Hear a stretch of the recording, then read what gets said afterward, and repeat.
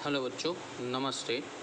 तो बच्चों, आज हम पढ़ेंगे कक्षा 8वीं का एसएस यानी कि सामाजिक विज्ञान, जिसका चैप्टर नंबर 11 जो हम ऑफलाइन टीचिंग चल रहा था तभी हमने पढ़ा लिया था, फिर भी हम आज फिर से रिपीट कर रहे हैं। तो बच्चों चलो पढ़ते हैं संयुक्त राष्ट्र यानी कि यूएन। तो पहला टॉपिक है, तो बच्चों ये देखो, संयुक्त राष्ट्र का एक गीत है, शांति गीत बोला जाता है जिसको, तो ये गीत आप पढ़ लेना। तो चलो बच्चों देखते हैं कि विश्व में शांति की आवश्यकता क्यों है।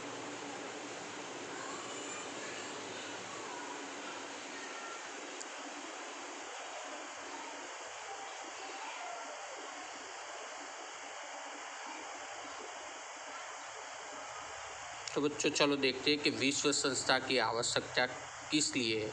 तो प्रथम विश्व युद्ध ने जो विश्व के अधिकांश भाग में विनाश का तांडव किया था, विनाश के लोग शांति चाहते थे और विश्व के इतिहास ने साबित कर दिया कि समग्र विश्व में शांति स्थापित करने के लिए एक केंद्रीय संस्था की आवश्यकता है। जिस तरह देश के अलग अलग राज्यों को अंकुश में रखने के लिए राष्ट्रीय स्तर पर विविध संस्था की ज़रूरत है, उसी तरह दुनिया के देशों को काबू में रखने के लिए अंतर्राष्ट्रीय स्तर पर भी विश्व संस्था की आवश्यकता है, ताकि जो दुनिया के देशों को शांति, एकता और सहयोग के मार्ग पर मोड़ सके। तो बराबर है ना बच्चों? हाँ। तो देखो, हमारे परिवार में भी कोई एक वडील, घर का एक वडील रहता है जो हमारे कुटुंब को चलाता है, जैसे कि कुटुंब में सबका ध्यान रखना, सबको खाने की चीज़ें दिलाना, ये सब कोई हमारा एक कुटुंब का बड़ा मेन सभ्य जो बोलते हैं, वो घर चलाने के लिए कोई एक मेन सभ्य की ज़रूरत होती है। वैसे इधर सारे विश्व को चलाने के लिए एक विश्व संस्था की ज़रूरत रहती है। तो देखो, अमेरिका के राष्ट्रपति ने विश्व संस्था का विचार प्रस्तुत किया। परिणाम स्वरूप ईस्वीसन 1920 में युद्ध को रोकने के वाले और शांति के चाहक राष्ट्र संघ लीग ऑफ नेशंस की संस्था की स्थापना हुई और विश्व स्तर पर यह संस्था स्थापित करने का यह प्रथम प्रयास था। तो थोड़े समय तक इस संस्था ने दो देशों के बीच की तकरारी मुद्दों को हल करने के युद्ध होने से रोका, परंतु कमज़ोर देशों को शक्तिशाली देशों से के आक्रमण से बचाने के महत्वपूर्ण कार्यों में यह संस्था असफल रही थी और द्वितीय विश्व युद्ध हो गया। तो द्वितीय विश्व युद्ध ने प्रथम विश्व युद्ध से भी अधिक विनाश किया है, जैसे कि परमाणु बम जैसे विनाशक शस्त्रों का उपयोग करके बड़े समुदाय में मानव का संहार किया था। तो दुनिया के सभी देशों को कम या अधिक अंश में इसे सहन करना पड़ा और विश्व में हाहाकार मच गया। तो विचार कीजिए कि प्रथम और द्वितीय विश्व युद्ध किन किन वर्षों के दौरान हुए थे और किस किस के बीच हुए थे और उनके क्या परिणाम हुए थे।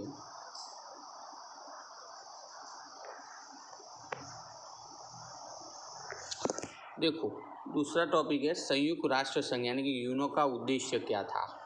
तो विश्व को युद्ध के भय से मुक्त करने के लिए राजनीतिज्ञों ने कमर कसी और अमेरिका के तत्कालीन राष्ट्रपति रूजवेल्ट के प्रयासों से एक विश्व संस्था की योजना बनाई गई और परिणाम स्वरूप 24 अक्टूबर 1945 को विश्व शांति और विश्व की जनता के कल्याण के उद्देश्य से संयुक्त राष्ट्र संघ की स्थापना हुई और उसका अंग्रेजी नाम था यूनो, यानी कि उसको फुल फॉर्म में बोलते हैं यूनाइटेड नेशंस ऑर्गेनाइजेशन। अब यह संस्था यूनाइटेड नेशंस यानी कि यूएन के रूप में पहचानी जाती है। तो संयुक्त राष्ट्र यानी कि यूएन की स्थापना हुई तब 51 सदस्य राष्ट्र थे, यानी कि 51 राष्ट्र सदस्य थे और आज ईस्वीसन 2011 में इस राष्ट्र की सभ्य यानी कि सदस्य संख्या 193 तक पहुंच गई है, यानी कि 193 तक पहुंच गई है।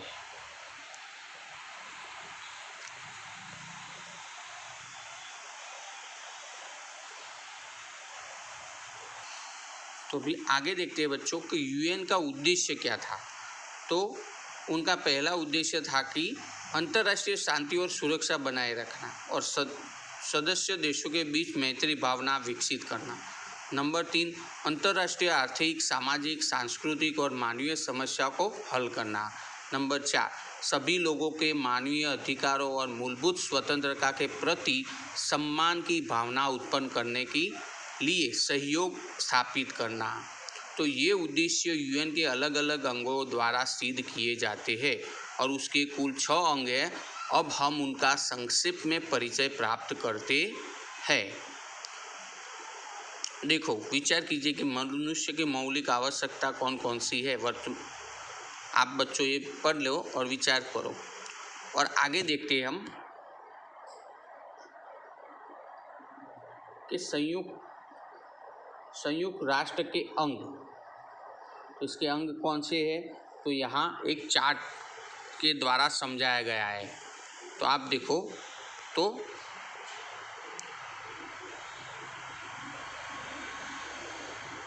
हाँ, तो देखो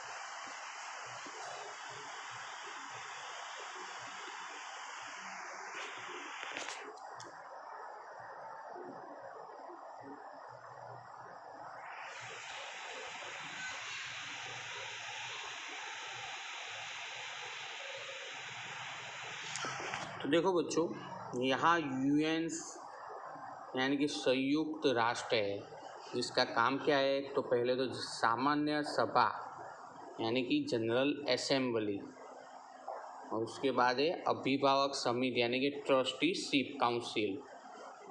तो देखो, पहला काम क्या है कि उनका सचिवालय सेक्रेटेरिएट और सुरक्षा समिति सिक्योरिटी काउंसिल, तो इसका काम क्या है, तो अंतर्राष्ट्रीय सुरक्षा की रक्षा करने का काम करना। और इसका तो संयुक्त राष्ट्र के अलग अलग अंगों द्वारा लिए गए निर्णय को अमल में लाने का काम करवाना। उसके बाद है अंतर्राष्ट्रीय न्यायालय यानी कि इंटरनेशनल कोर्ट ऑफ जस्टिस, जो सदस्यों राष्ट्रों के बीच के झगड़े अथवा विवादों का निवारण करता है। इसी तरह यहाँ समिति, सुरक्षा समिति क्या करता है, वो तो आपने देख लिया कि अंतर्राष्ट्रीय सुरक्षा की रक्षा करना।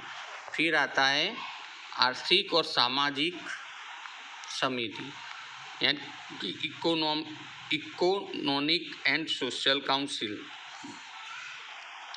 जिसका काम क्या है कि विश्व की जनता की आर्थिक और सामाजिक स्थिति सुधारने का काम। और यहाँ लास्ट में है विदेशी शासन के अधीनस्थ क्षेत्रों को स्वतंत्रता दिलाने में सहायता करने वाली समिति। तो बच्चों, इस चार्ट के द्वारा, TLM के द्वारा जो विभाजित हुए हैं संयुक्त राष्ट्रों का कार्य, तो आपने अच्छी तरह समझ लिया होगा। तो अभी हम आगे का टॉपिक देखते हैं।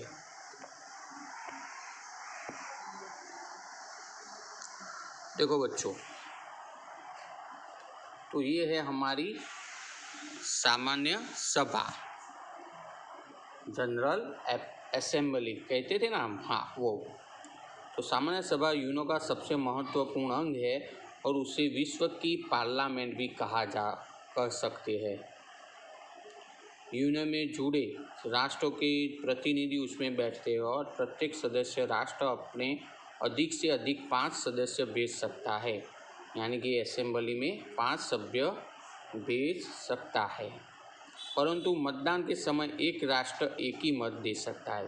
तो इसमें जब वोटिंग करने का होता है तो एक राष्ट्र एक ही मत दे सकता है, भले उसके 5 सभ्य हो, पर मत तो एक ही दे सकता है। तो सामान्य सभा की बैठक वर्ष में एक बार होती है और उसके सदस्य प्रत्येक वर्ष अध्यक्ष और उपाध्यक्ष का चुनाव करते हैं। और ईस्वी सन 1953-54 में भारत की प्रतिनिधि विजया लक्ष्मी पंडित को इस सभा का अध्यक्ष चुना गया है। तो देखो बच्चों, ईस्वी सन 1954 और 53-54 में भारत के प्रतिनिधि यानी कि हमारी भारतीय महिला पहली विजया लक्ष्मी पंडित को इस सभा का अध्यक्ष बनाया गया था।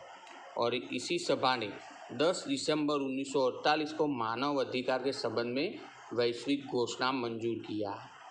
तो सामान्य सभा यूएन के सीमा में रहकर विश्व के किसी भी प्रश्न पर विचार विमर्श करती है और उस पर वे सलाह मशविरा दे सकती है।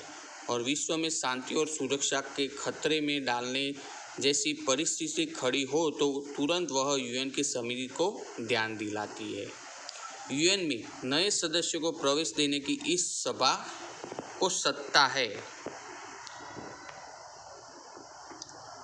तो ये हमारी भारतीय महिला है जो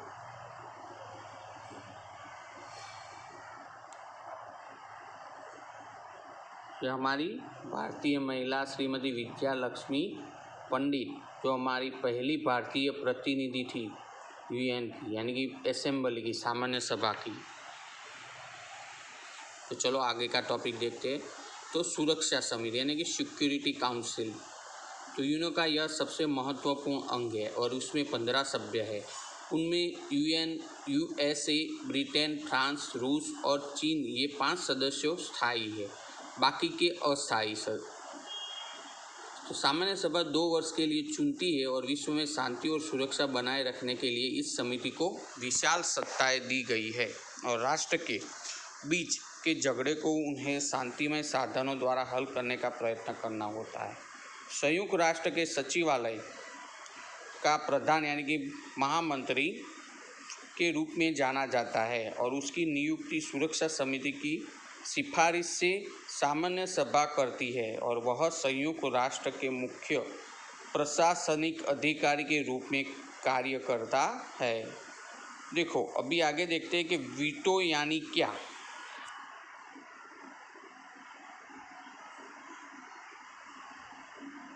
वीटो यानी मतलब तो सुरक्षा समिति के किसी भी निर्णय के लिए 5 स्थायी सदस्यों की स्वीकृति यानी कि मंजूरी हेतु मत लेना जरूरी है और 5 में से यदि एक भी सदस्य उसके विरुद्ध मतदान करे तो निर्णय नहीं लिया जा सकता। यानी कि अधिकार प्राप्त 5 स्थायी सदस्यों के निषेध करने या निर्णय अस्वीकार करने के अधिकार को निषेधाधिकार या वीटो पावर कहते हैं। तो समझ में आ गया बच्चों कि वीटो यानी तो इस पूरी सुरक्षा समिति में 5 स्थायी सदस्य होते हैं जिसको स्वीकृति यानी कि मंजूरी हेतु मत लेना होता है और उन्हीं 5 में से अगर किसी एक भी सदस्य ने उसके विरुद्ध मतदान किया तो निर्णय नहीं लिया जा सकता यानी कि अधिकार प्राप्त नहीं होता। मतलब कि अस्वीकार करने के लिए अधिकार को निषेधाधिकार यानी कि वीटो पावर भी कहते हैं।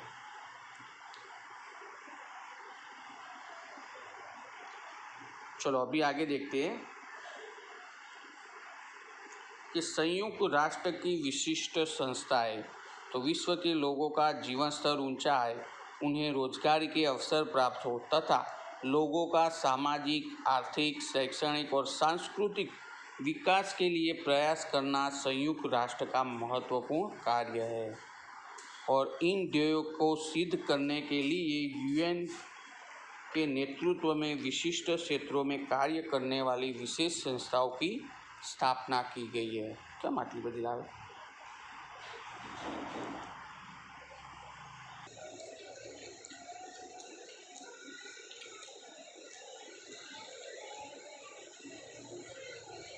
तो बच्चों आज का वीडियो यानी कि आज का हमारा चैप्टर हम यहाँ तक पढ़ते हैं और आगे का हम नेक्स्ट वीडियो में पढ़ेंगे। नमस्ते।